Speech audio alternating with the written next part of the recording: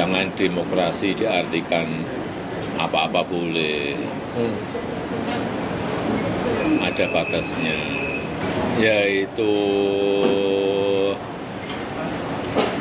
berdemokrasi di era digital. Tapi menurut saya sudah kebablasan, sudah kebangetan.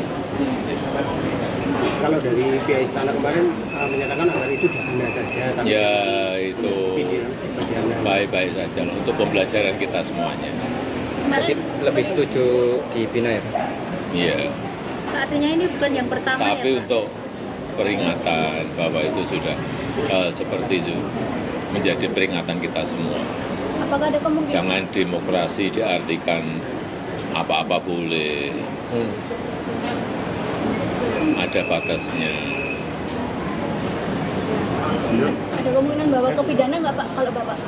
Membawa ke pidana? Oh, enggak, kan sudah diputuskan oleh pemerintah bahwa akan Pak yang bina terlebih dahulu.